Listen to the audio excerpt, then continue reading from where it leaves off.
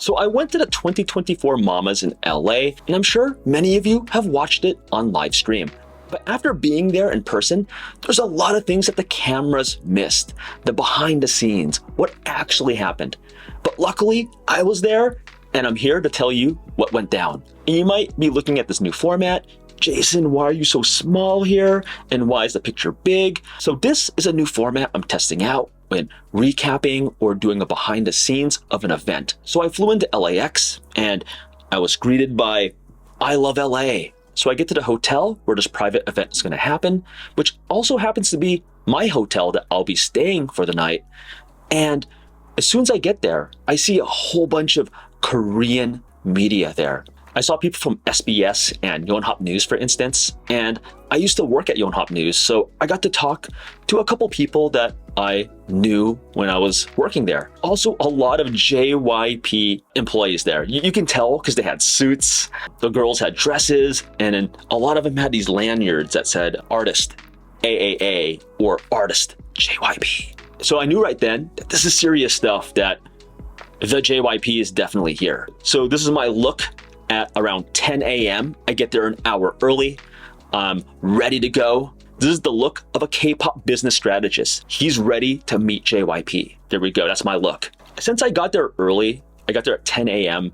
The event starts at 11 a.m. People shooed me away. They said, yeah, Jason, come back an hour later. You came way too early, get some coffee, just chill. So that's what I did for an hour. I went on the internet, read a bit, read my book, came back an hour later. And this is the first thing I saw at the private media event, a big 2024 Mama Awards poster. And as an aside, I always found that interesting that the Mamas are actually called the Mama Awards. But I thought the abbreviation stood for the Mnet Asian Music Awards. So wouldn't you be saying the Mnet Asian Music Awards? I thought that was pretty weird, but everyone was calling it the Mama Awards, so hey, I still call it the Mamas. It works either way. So this picture is when I went to the back and before all the media came inside. They were actually outside of the lobby drinking water or socializing.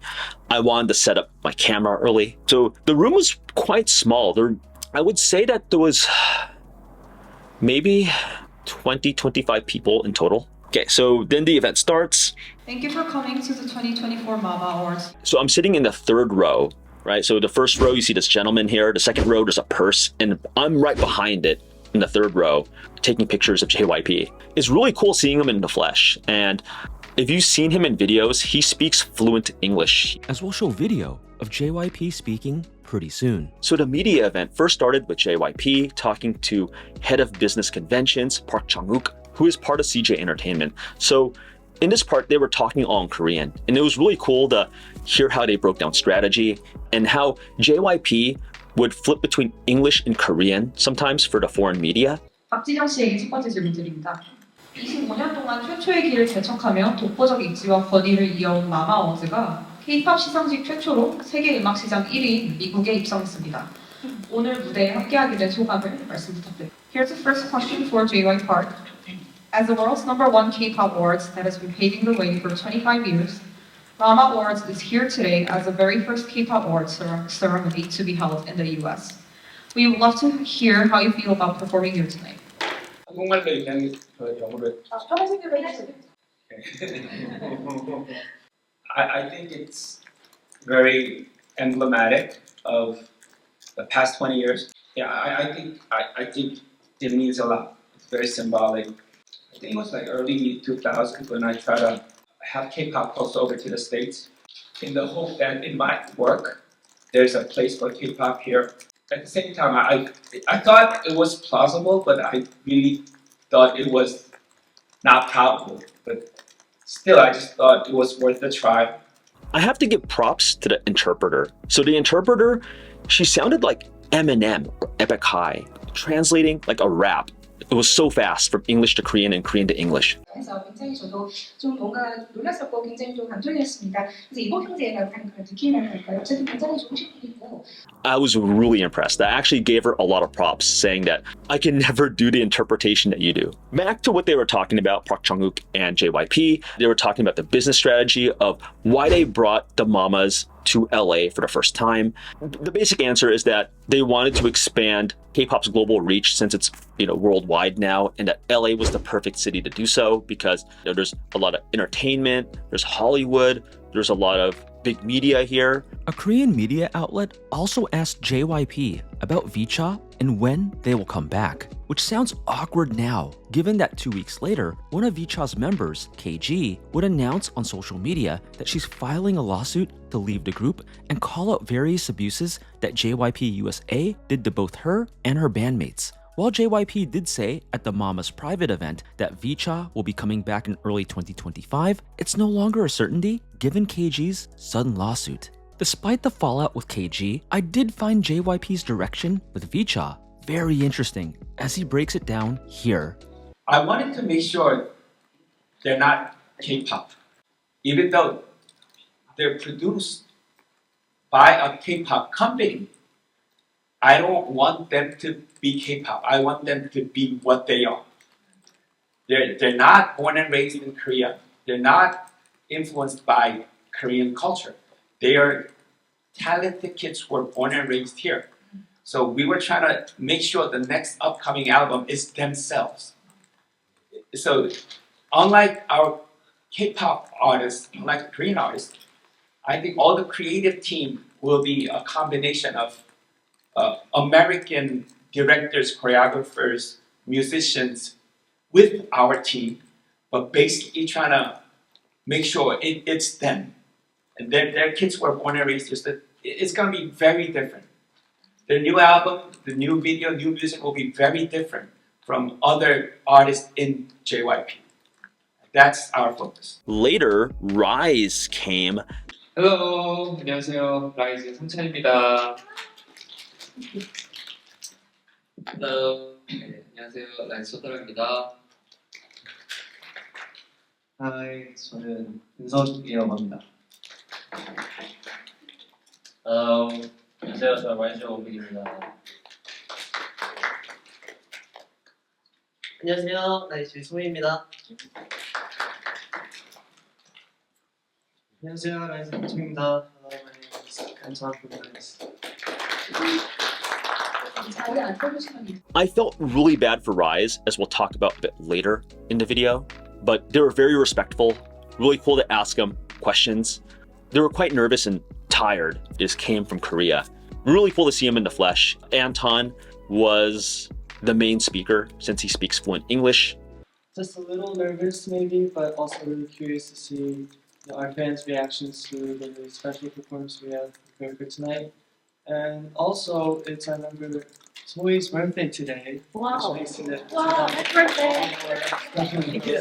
Thank you. There was a couple people in the Korean media, and I know they mean well. Like I say this as a person that used to work in it, but they'd ask these very complex business questions or in-depth statistical questions.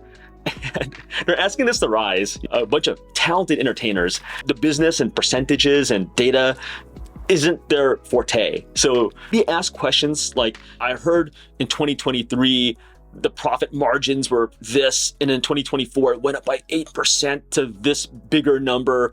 And what do you think the trending growth in Outcast will be for 2025? And then they'll put a second question that's another statistical question. Rise is looking at each other like, what? So Park Chung-wook, the head of CJ, pretty much had to take the mic and say, hey, I got this. And he started talking about all the numbers and projection growth that the Korean media asked. So after the private media day, which lasted about an hour, I did a lot of networking and whatnot. I actually left the hotel for a couple hours actually to meet up with some good friends in LA that I like to visit every time I visit the city. We went to a Japanese restaurant called Koko Ichibanya in Sawtell. Really cool place, love the food. I wish I had it in my hometown. After a couple hours, I head back to the hotel because the hotel is connected to the Dolby Theater, which is where the mamas are being held. But If you've ever been in LA traffic at 5 p.m. on a Friday, it's hell. And it took a long time to get there. It took me an hour and a half to get back to my hotel, which it usually takes without traffic, maybe 50 minutes to an hour. I actually skipped the red carpet event just to hang out with friends. It was worth it. I get back to my hotel, I go next door to the Dolby Theater, and I see a lot of people there, as you can see from these pictures. Really excited to see the Mamas on US soil for the first time. In fact, the first show outside of Asia. For the Mamas itself, press, media, and industry couldn't take any professional photos nor videos, so I could only take photos from my phone, which is cool since I wanted to enjoy the show and not be stuck watching the Mamas behind a camera. At first, I'm seated at the right side of the theater. And interestingly enough, I misread my ticket. I was actually supposed to sit with all the media, press, and VIP people, but I totally misread it and somehow found myself on the right side of the theater. Then my friends were texting me, "Hey, Jason, where are you? Where are you at?" And I'm like, "I'm on the right side. Here's my ticket number." And then they're telling me, "You totally got that ticket number wrong. You're actually sitting next to me." So after about 30 minutes of finding the correct seat, the show starts. Really interesting to watch the Mamas live because I was talking to friends via text messaging because they were watching it live stream, what they saw on TV. And there's only one small TV screen that showed the live stream of what people are seeing like on TV or like on YouTube or whatnot. I think that the Mamas, if they do hold it again in the West, they should have big TV monitors to show the live stream as well. Because I want to see what the other fans are seeing. Because a lot of my friends are telling me, "Oh, it's a commercial," or "Oh, they're showing this feature of this artist. What are you seeing live?" And I'm telling them nothing. Or sometimes I'll see JYP or a group or Eric Nam getting ready for the next segment. Eric Nam was one of the presenters. And you can see in this picture below, a lot of the staff is working to make the show run smoothly. Here we have Rise. I believe they were playing Boom Boom Bass. And then here we have Park Bo Gum presenting the various awards. It's really cool to see Park Bo Gum here. I think Mama's had a great lineup of people that they brought out to day one of the award show. I do want to talk about this a bit, the presenters. So they had 5 presenters on the show from Hollywood. They had Dustin Hoffman, Lance Bass, Lee Isaac Chung, Divine Joy Randolph, and Anderson Paak. They had a lot of big names to present the awards for, best new male artist and female artists and whatnot. Cool. My problem is most celebrities, I should say, how do I say this nicely? They were humble bragging for the first couple of minutes. I did get kind of heated during the Mamas, and I was talking to journalists about this who actually all agreed, I'm not going to name them, rather than say something like, "Hey, my name is so-and-so, I'm an actor in Hollywood, and it's great to be here to present this award to the best new male artist," or something to that extent.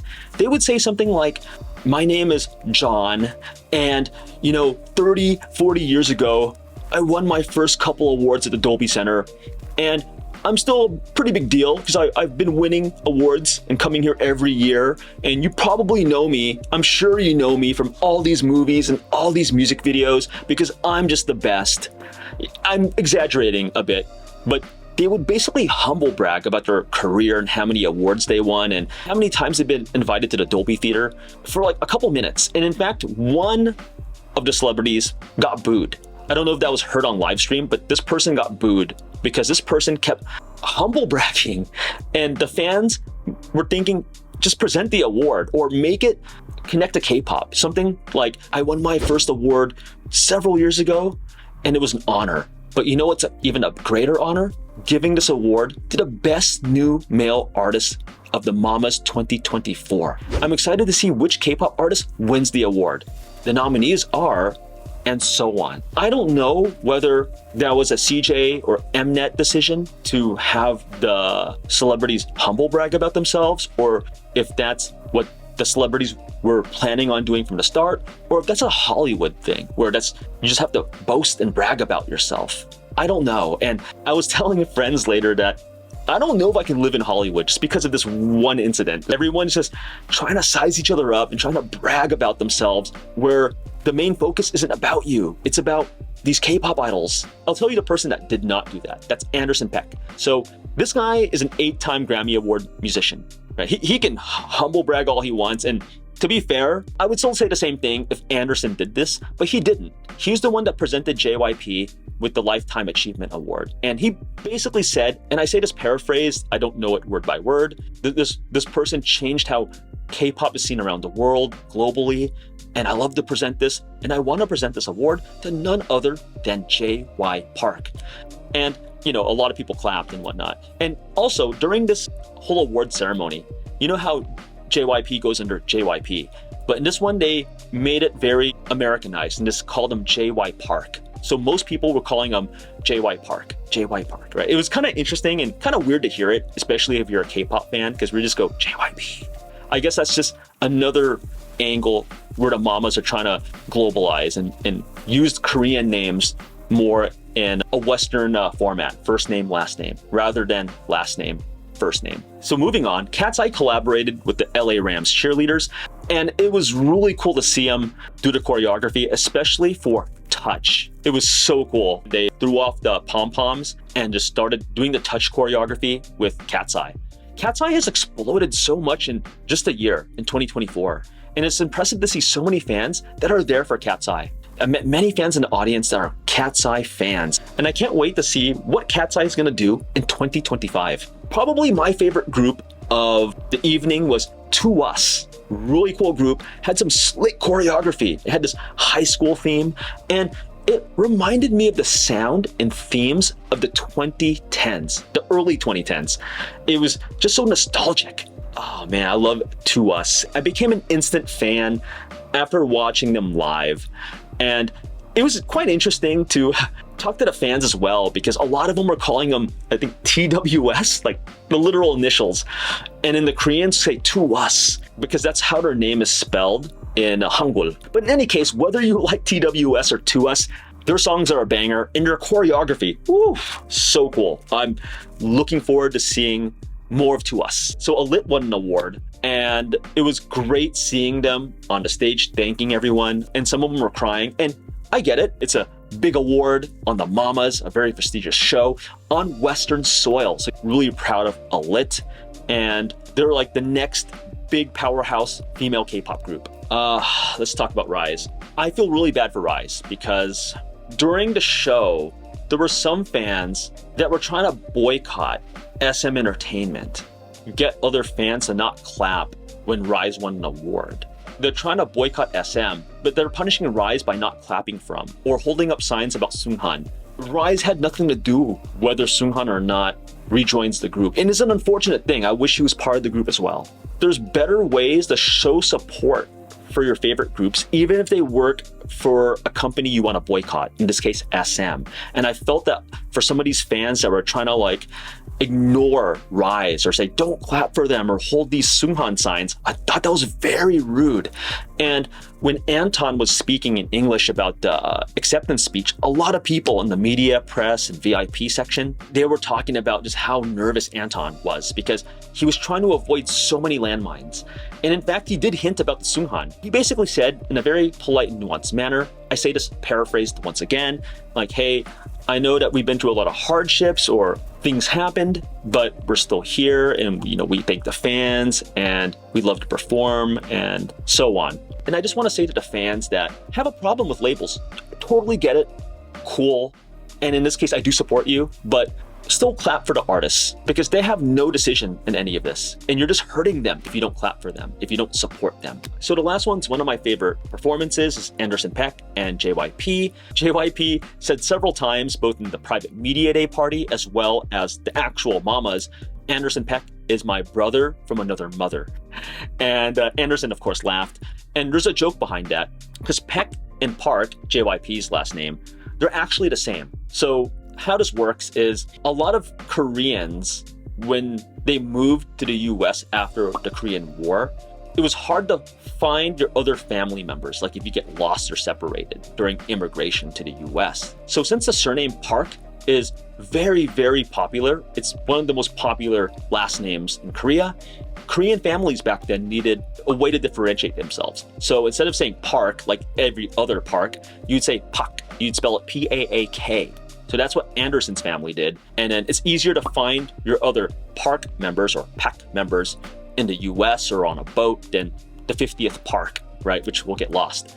So JYP actually made that joke. A lot of the Koreans were laughing. It was just funny to hear him saying a brother from another mother because we have the same last name. So that's a little bit of a cultural thing to learn. And I thought that was really cool at the Mamas. So after the last performance between Anderson and JYP, there was a big TV that showed the Osaka Day 2 event that was about to start. So they timed it where the LA show ended around 10 p.m. Pacific Standard Time. And then they cut to the Osaka show in Kosera Dome, which was, I think 3 p.m. Saturday the next day, 17 hours ahead. And I believe they started the red carpet, I think at 4 p.m. in Japan. So it was a really cool transition to say, okay, the Hollywood show ended. Now let's cut to the Japan show. And then they showed who was showing up in Japan. They showed, I think, Idol and Rosé and Bruno Mars. It was really cool to see that smooth transition.